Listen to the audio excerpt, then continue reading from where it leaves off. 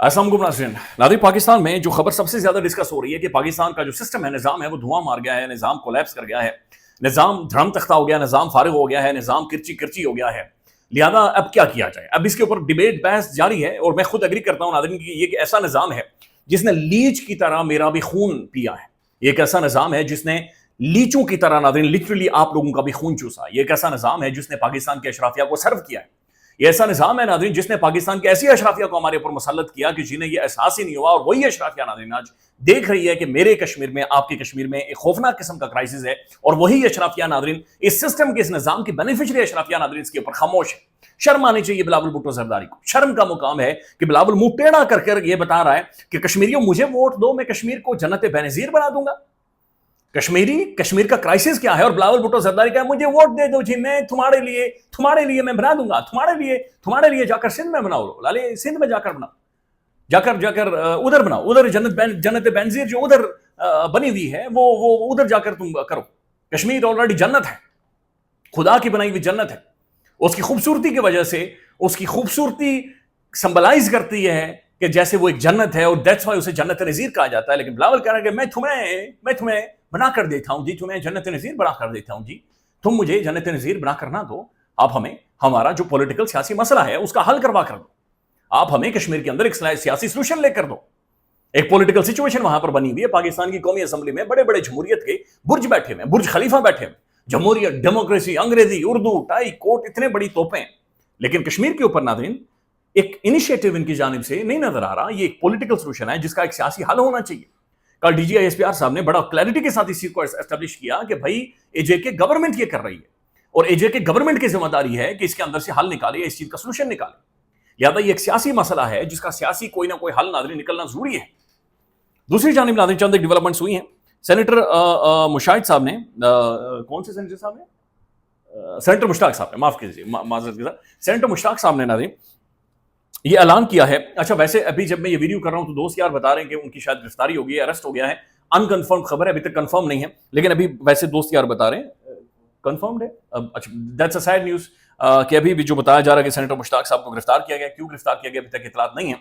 लेकिन बहरहाल नाज़रीन, सेनेटर मुश्ताक साहब ने और तहरीक-ए-तहफ़्फ़ुज़ आईन पाकिस्तान, तहरीक-ए-तहफ़्फ़ुज़ आईन पाकिस्तान नाज़रीन एक अलायंस है। ये अब मुख्तलिफ पॉलिटिकल पार्टीज का, शख्सियात का अलायंस है जो कि कॉन्स्टिट्यूशन या आइन की हिफाजत के लिए बुनियादी तौर पर बना है। अपोजिशन है पाकिस्तान के अंदर। उन्होंने ये ऐलान किया कि एक इमदादी काफिला हम मंडे को रवाना करेंगे जो कि रावलाकोट की तरफ जाएगा और कश्मीर के मुख्तलिफ शहरों की तरफ जाएगा, जिसमें एम्बुलेंसेज होंगी, जिसमें दवाई गोलियां होंगी, अद्वियात होंगी, और ये सारी चीज़ें होंगी, और ये इमदादी काफिला कश्मीर की तरफ रवाना होगा। अब कल के दिन नाज़रीन मुजफ्फराबाद के अंदर इंतखाबात भी हैं, तो लेट्स सी वहाँ पर क्या सिचुएशन बनती है। लेकिन इसी दौरान एक मैंने बड़ा इंटरेस्टिंग ट्वीट देखा है, और वो ट्वीट है मलिहा लोधी साहबा का। Maliha Lodhi one of the most intellectual personality इन पाकिस्तान। मलिहा लोधी नाज़रीन डिप्लोमेट हैं, सफारतकार हैं। ये 2 दफ़ा बरतानिया में पाकिस्तानी हाई कमिश्नर रह चुकी हैं। अच्छा, उसके बाद परमानेंट मेंबर पाकिस्तान की जानिब से अक़वाम मुत्तहिदा के अंदर। तो one of the seasoned diplomat, most intelligent intellectual personality, a writer, diplomacy के ऊपर, सफारतकारी के ऊपर, इंटरनल डायनामिक्स के ऊपर she is one of an authority जो कि यहाँ पर मौजूद हैं। अब जब सेनेटर मुश्ताक साहब ने ट्वीट किया तो उस ट्वीट को रिकोट करते हुए मलिहा लोधी साहिबा ने बाकायदा से लिखा कि सेनेटर मुश्ताक एक ब्रेव, आर्टिकुलेट और एक जबरदस्त किस्म का इंसान है जो कि इस वक्त ये इनिशिएटिव ले रहे हैं। देखिए नाज़रीन, ये बात ज़हन में रखें, ये सियासी मसला है कश्मीर के अंदर जो इस वक्त सूरत बन चुकी है, क्राइसिस बन चुका है। इसका कोई ना कोई सियासी हल निकलना चाहिए, लेकिन उसके लिए हम सबको कहीं ना कहीं पर इनिशिएटिव्स लेने चाहिए। मीर वाइज उमर फारूक साहब मकबूजा कश्मीर के अंदर नाज़रीन एक मस्जिद के अंदर जुमा पढ़ा रहे थे। उस जुमे में उन्होंने ये स्टेटमेंट दिया कि भाई खुदा का वास्ता सारे एक एक स्टेप वापस लें। बल्कि जुमे की नमाज में उन्होंने अवामी एक्शन कमेटी को भी ये कहा कि भाई आप भी एक कदम पीछे ले जाना कंसिडर करें, 1-2 कदम सारे पीछे जाएं। उन्होंने कहा अवामी एक्शन कमेटी इस बात को समझे और इस बात को अंडरस्टैंड करे कि जो मुहाजिरिन मौजूद हैं वो मकबूजा कश्मीर से हैं, लिहाजा उनके लिए कोई ना कोई स्पेस, कोई ना कोई विंडो, कोई ना कोई रास्ता निकालना चाहिए। लिहाजा वहां से भी नाज़रीन आवाजें आ रही हैं कि भाई सारे एक एक स्टेप पीछे लें और इस सूरत हाल को, इस क्राइसिस को बैठकर नेगोशिएट करके, डिस्कस करके, पॉलिटिकली किसी ना किसी तरीके से इसका कोई ना कोई सोल्यूशन, कोई ना कोई हल निकलवाएं। पाकिस्तान के अंदर नाज़रीन जो बड़े बड़े बुर्ज हैं जो आपस में इस वक्त लड़े हुए हैं, जो लूरा कुश्ती कर रहे हैं, इन्हें भी इसका सोल्यूशन या हल की तरफ जाना पड़ेगा और जाना चाहिए, और जितना जल्दी होगा उतना ही नुकसान कम होगा। दूसरी जानिब नाज़रीन पाकिस्तान में जो बातचीत हो रही है कि सिस्टम, निज़ाम कोलैप्स कर गया। हकीकत बात यह नाज़रीन कि ये सिस्टम कभी मेरा और आपका था ही नहीं। इस ये सिस्टम के नाम के ऊपर नाज़रीन हमारे ऊपर एक मारधाड़ थी। ایسا پولیس کا سسٹم. میں کتاب پڑھ رہا تھا عشرت حسین صاحب کی گورننگ دا انگورنیبل. اسی پولیس سسٹم کے بارے میں وہ یہ کہتے ہیں کہ یہ ایک ایسا پولیس سسٹم ہے جو کہ بلیک میلنگ سسٹم ہے. انہوں نے اس سسٹم پولیس کے سسٹم کے بارے میں باقاعدہ سے جو اپنی کتاب کے اندر گورننگ دا انگورنیبل کے اندر عشرت حسین صاحب لکھتے ہیں کہ اگلی پولیٹیکل سسٹم یعنی بد Shukla political system police system جو پولیس سسٹم کے اوپر خاص طور پر انہوں نے بات کی. انہوں نے جوڈیشل سسٹم ہے ہمارا ناظرین اسے کھول کر ادھیڑ کر رکھا ہے اور دنیا کے بدترین جوڈیشریز میں بدقسمتی سے ناظرین ہماری عدالتیں کنسیڈر ہوتی ہیں. تو پھر ناظرین یہ کون سا سسٹم تھا؟ اس پولیس کے ساتھ واسطہ میرا اور آپ کا پڑھنا تھا, اس جوڈیشری کے ساتھ واسطہ میرا اور آپ کا پڑھنا تھا, اس الیکشن کمیشن کے ساتھ واسطہ میرا اور آپ کا پڑھنا تھا کہ جہاں پر میرے اور آپ کے ووٹ کاؤنٹ ہونے تھے.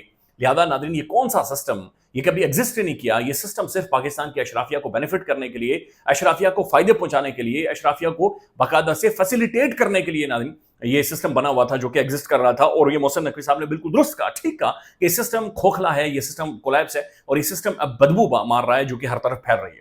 یہاں پر یہ بات ذہن میں رکھیں کہ ناظرین ایک بات چیت ہو رہی ہے کہ پاکستان میں مزید پروونسز بنائے جائیں. اچھا یہ صوبے میری سمجھ کے مطابق بنانا کیوں ضروری ہے؟ جب تک آپ پنجاب کو اور سندھ کو ناظرین کھولیں گے نہیں, جب تک ان کی ایڈمنسٹریشن کو آپ اوپن نہیں کریں گے, جب تک ناظرین چند خاندانوں کے کنٹرول میں سے آپ صوبے کو نکالیں گے نہیں, جب آپ مختلف پولیٹیکل پارٹیز پنجاب کے اندر نہیں مرج ہونے دیں گے, جب مختلف ریپریزنٹیشن آپ مختلف اسمبلیز کے اندر نہیں آنے دیں گے, تب تک یہ چیزیں سارٹ آؤٹ نہیں ہو سکتی.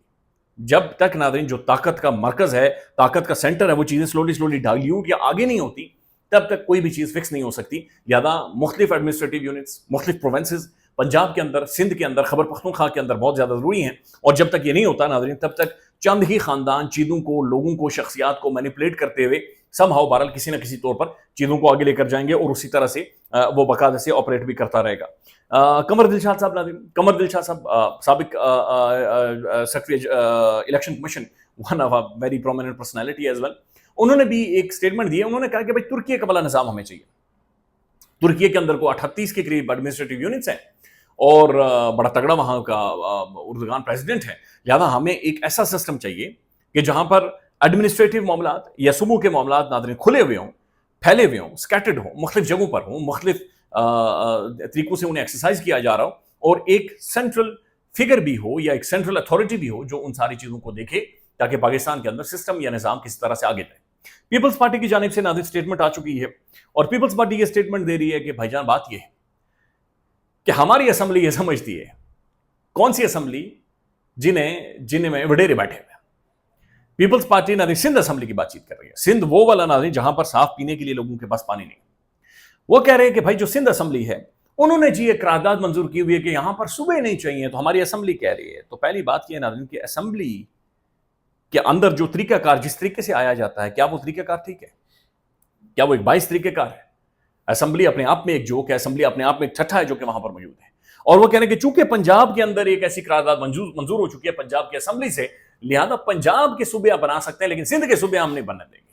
مرسوں سندھ نہ دے سونا. بلاول بنیادی طور پر یہ کہہ رہا ہے, اور آج آ کر بلاول صاحب سمجھا رہے ہیں کہ نہیں میں تمہیں کشمیر جنت بے نظیر بنا کر دوں گا. ایک پولیٹیکل کرائسس ہے ناظرین جو کہ کشمیر کے اندر ریزالو ہونے والا ہے. انڈیا سے ایک خبر ہے بڑی انٹرسٹنگ مجھے لگی ہے ناظرین.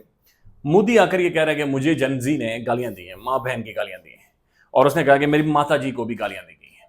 لیکن اس کے بعد ناظرین مودی یہ کہہ رہا ہے کہ میں سب کو معاف کرتا ہوں, میں سب کو معاف کر رہا ہوں. مودی جیسا ناظرین, آگے خود ہی آپ جوڑ رہے ہیں, مودی جیسا بندہ ناظرین وہ بھی معافی کی طرف جا رہا ہے, وہ بھی اپنی یوتھ کے ساتھ ناظرین ریکنسیلیشن کی طرف جا رہا ہے, وہ بھی اپنی یوتھ کے ساتھ جین زی کے ساتھ صلح کی طرف جا رہا ہے.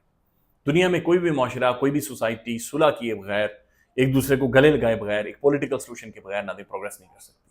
خیال رکھیے گا. اللہ حافظ.